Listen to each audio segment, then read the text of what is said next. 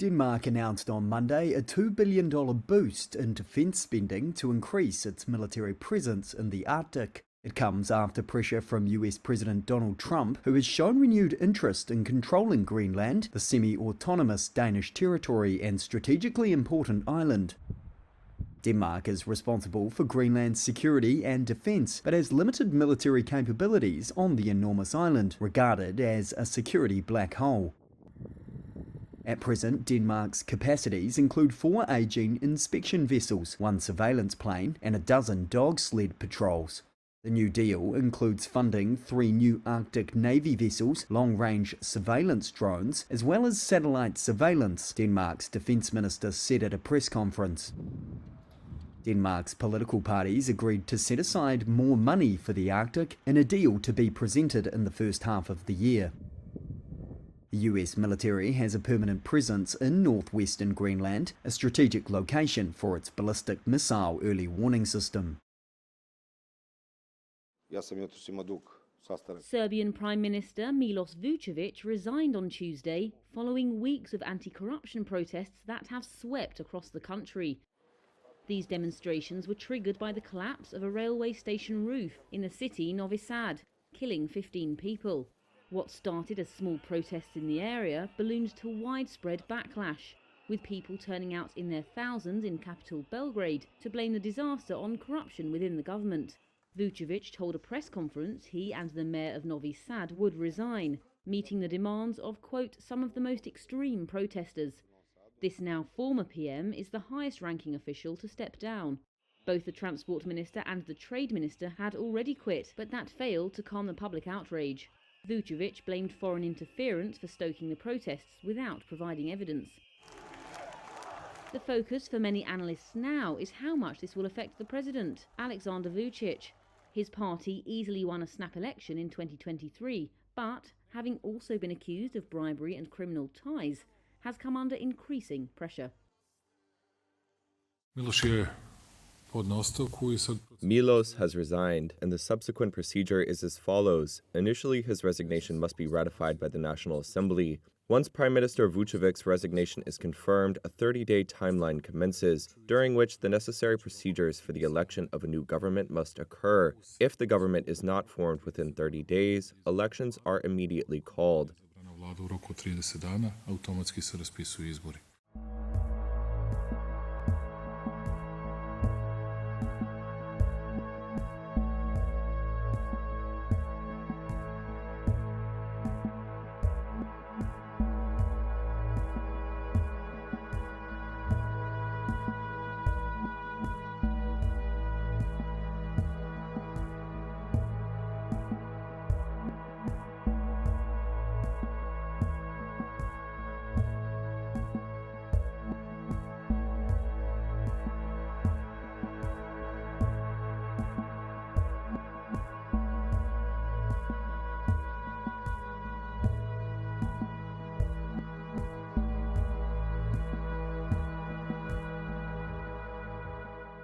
A new Reuters Ipsos poll in today found that a majority of Americans disapprove of some of Trump's early actions since taking office last week. Among the poll's highlights, 70% of respondents disapproved of Trump's decision to rename the Gulf of Mexico as the Gulf of America, and 59% disapproved of his attempt to end birthright citizenship. That's the right enshrined in the Constitution for anybody who's born in the United States to automatically be a U.S. citizen. Overall, we found that about 45% of respondents have approved of Trump's performance in office so far. 46% disapproved. That's a marginal finding and basically shows a divided country. One of the experts that we spoke to suggested that some of these early actions may be squandering some of Trump's political capital early on. All illegal entry will immediately be halted. Overall, there are areas where his agenda does meet with more public approval. He gets higher marks for his approach on immigration. He gets higher marks for his approach on the economy. And we should note that 61% of respondents said they supported his goal of downsizing the federal government. The poll also found that high prices remain a major concern for Americans. That includes prices of food, housing, other areas. Trump did campaign on addressing inflation, and that is something that the public is still looking for action on.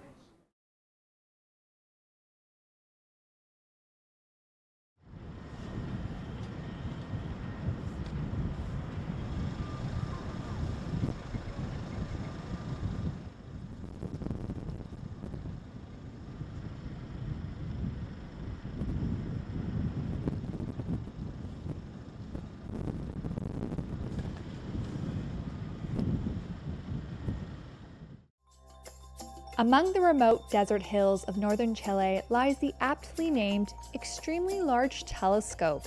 The project, about 60% complete, is planned as one of the most capable astronomical observatories ever assembled. It's intended to search for evidence of potential life on planets beyond our solar system and take a glimpse back in time at the universe's earliest stars and galaxies.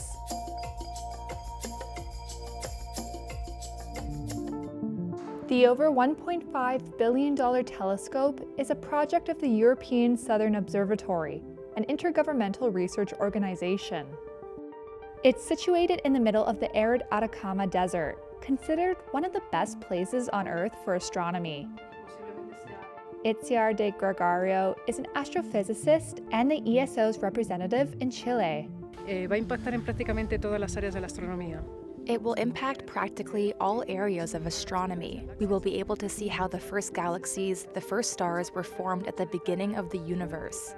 We will be able to see in great detail and characterize the stars and other galaxies, and above all, we will be able to make great strides in understanding the worlds around other stars. De otras estrellas. These boxes contain precisely engineered mirrors, which are due to be assembled into one giant one. The telescope's primary mirror will be made up of 798 pieces and measure about 130 feet. Tobias Muller manages the assembly. 152 segment assemblies already fully processed and ready to be installed on the telescope now, and we did it in less than 1 year. I mean, this is a major challenge. The telescope is expected to be the largest optical infrared facility in the world for decades. Its first scientific observations are expected by the end of 2028.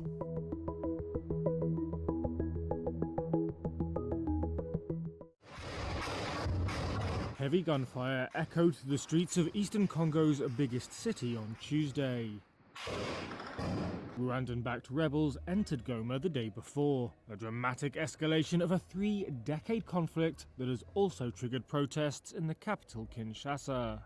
But the rebels, led by the M23 militia, are facing pockets of resistance from the army and its backers. This social media video has been verified using previous footage of the area and satellite imagery, though the identities or affiliations of the troops were not confirmed. The violence has left, the United Nations said, many dead bodies scattered in the streets. The humanitarian situation in and around Goma remains extremely worrying. Jens Lerck, spokesperson for the UN's humanitarian office, said hospitals were overwhelmed.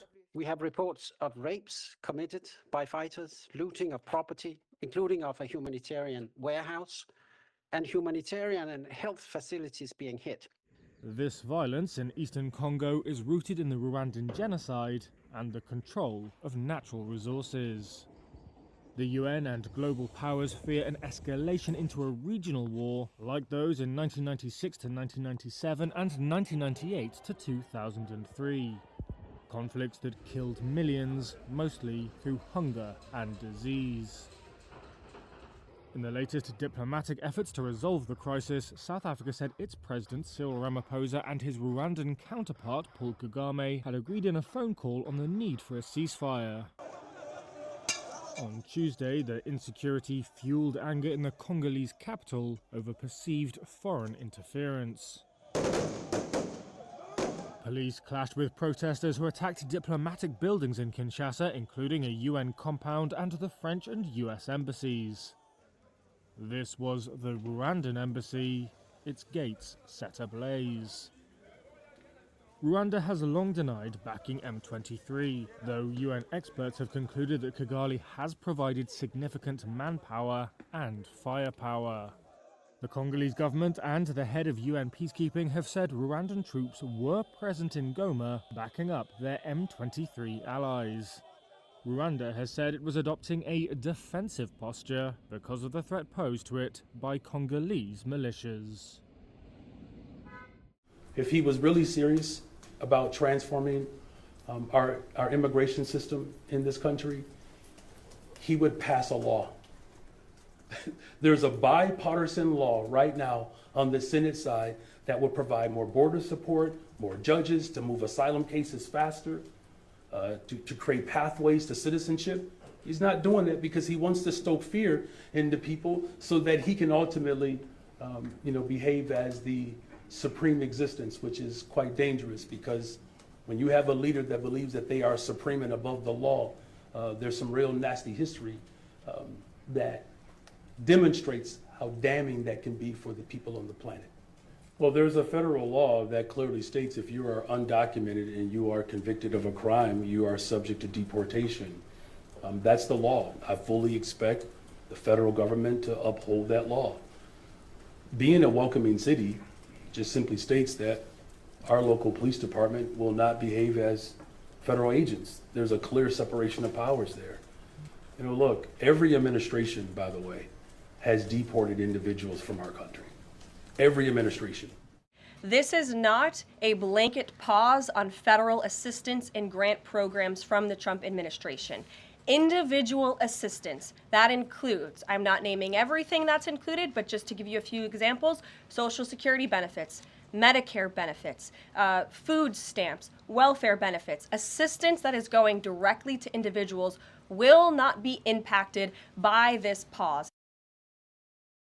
2 Colombian Air Force planes carrying deportees from the United States touched down in Bogota on Tuesday. It comes after Colombia and the U.S. pulled back from the brink of a trade war. U.S. President Donald Trump had threatened tariffs and sanctions on Colombia to punish it for earlier refusing to accept military flights carrying deportees. Colombia's President Gustavo-Petro had objected to the use of U.S. military planes to deport Colombians, saying his country's citizens were being treated like criminals. Trump responded with a pledge to impose a 25% tariff, then a 50% tariff on all Colombian goods, as well as sanctions and visa restrictions on Colombian officials and citizens alike. Petro threatened his own tariffs. But late on Sunday, the White House said Colombia had agreed to accept the migrants after all to avoid the threatened penalties. According to the Colombian Foreign Ministry, a plane from California brought home 110 people. Another from Texas brought home 91. Trump officials cheered the deal as a victory and said Trump used Colombia as an example of U.S. power, while Colombian officials have said the agreement is a win for both sides. 89 seconds to midnight. This is the closest the world has ever been. If there were any conversations about changing the time in the last week? In setting the clock closer to midnight, we send a stark signal.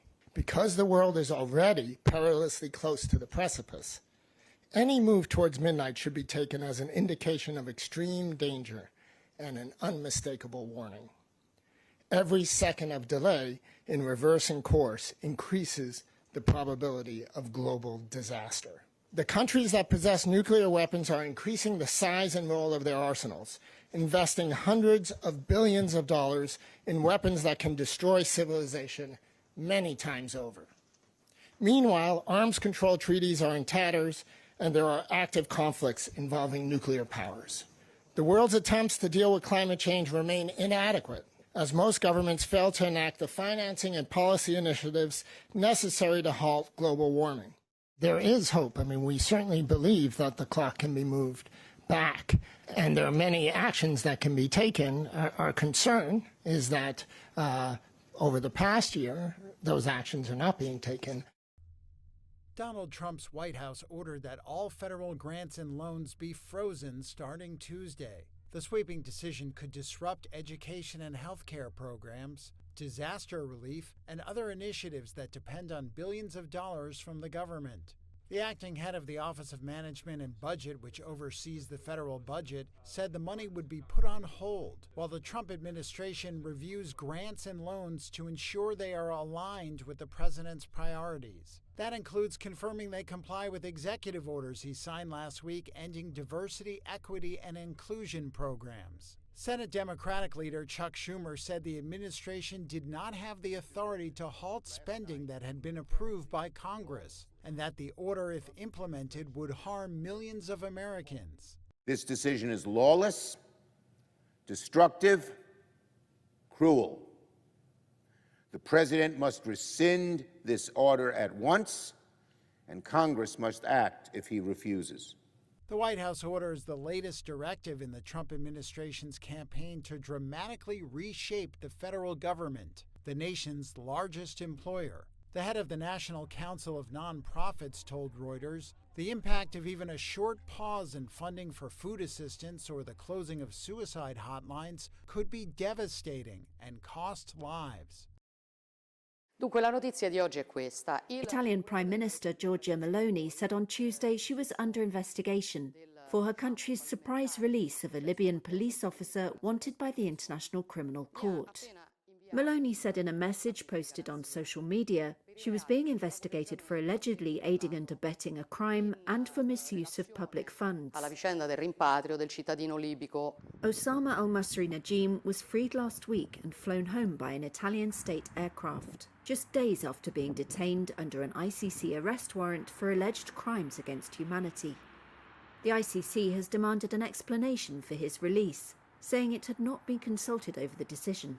Meloni is under no obligation to resign, and being placed under investigation in Italy does not imply guilt or mean that formal charges will necessarily follow. In the video posted on her Facebook page, she said, "I will not be blackmailed. I will not allow myself to be intimidated." Meloni said 3 members of her government had also been placed under investigation: Justice Minister Carlo Nordio, Interior Minister Matteo Piantedosi, and the Cabinet Under-Secretary for Intelligence Matters, Alfredo Mantovano.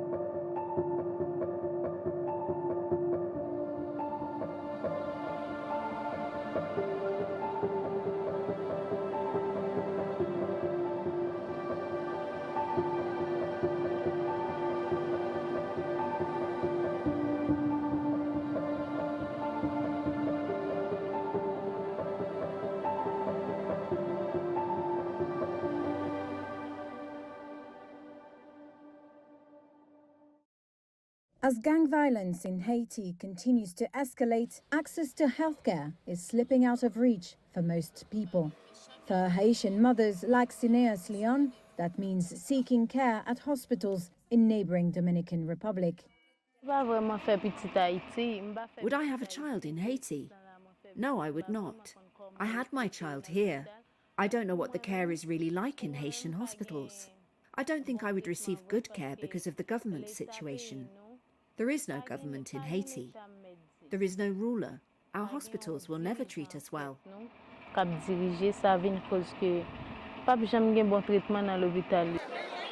Haiti and the Dominican Republic share the island of Hispaniola in the Caribbean, but are divided by a heavily secured border, long-standing tensions, and an immense wealth gap.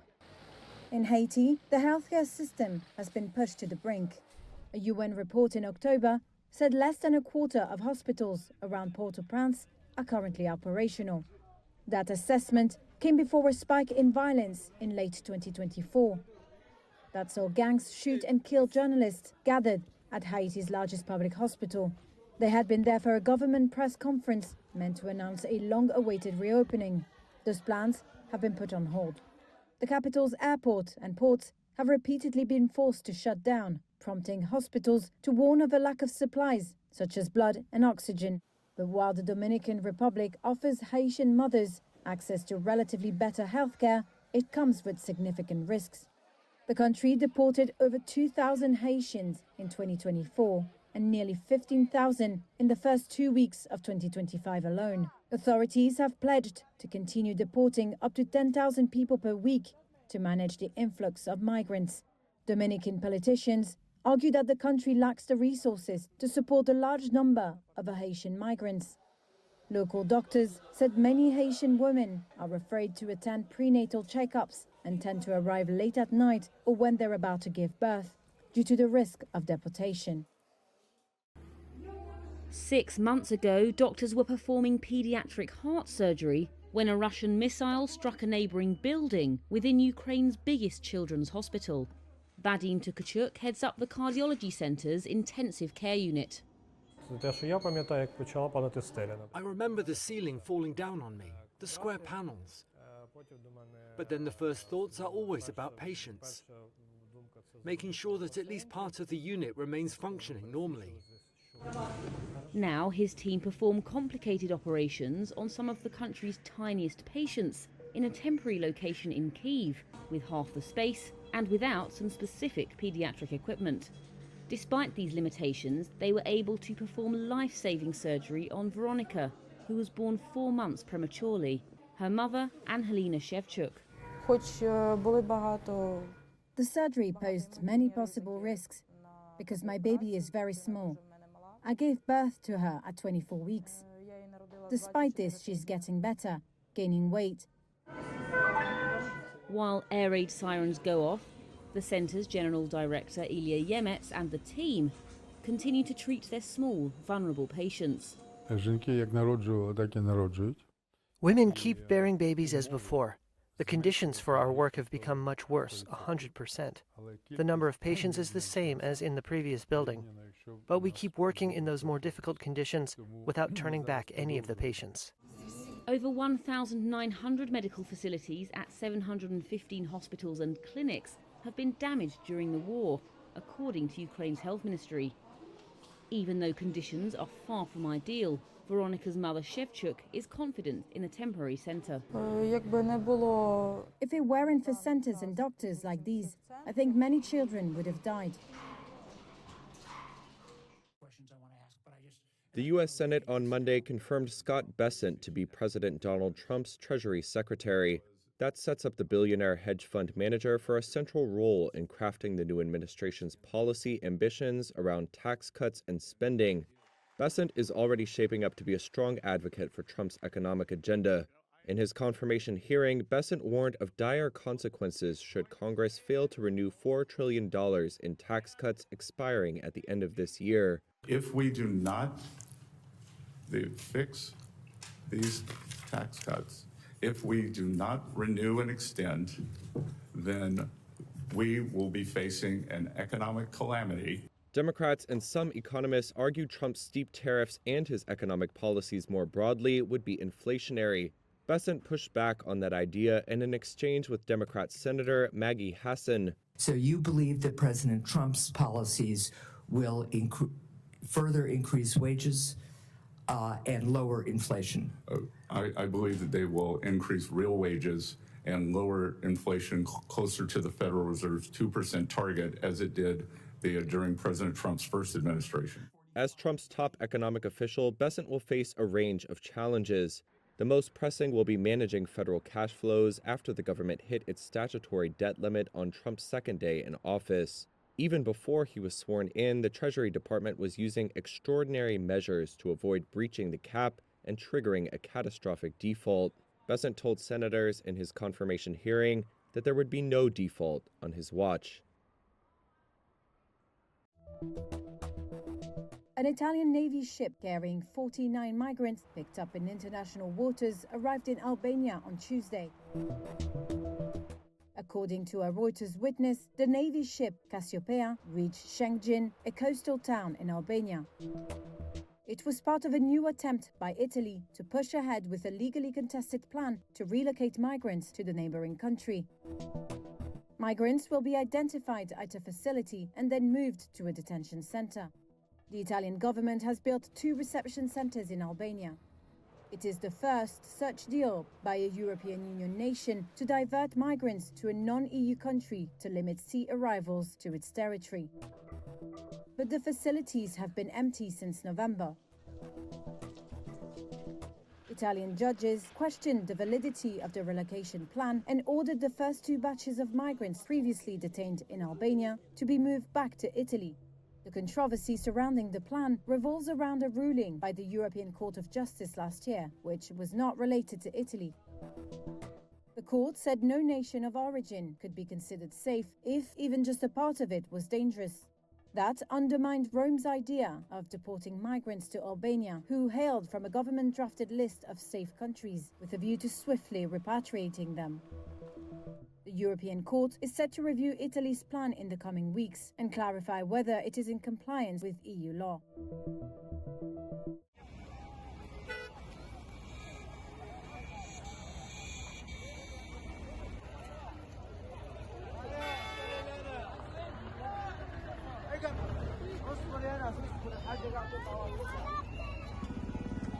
I am very, very happy. I thank God that he kept them safe. The houses and the destruction are not a problem. The important thing is that they stayed alive, thank God. We will live in a tent. The important thing is that they are alive.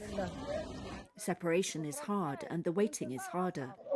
My granddaughter was only 2 years old when she left. Maybe she's forgotten me because there was no internet or anything to communicate with her. I was waiting for 15 months to leave the south. My family, my sisters, my family, everything. Our houses are all here in the north. I regret the day I left the north for the south. I was waiting to return night after night, hour by hour.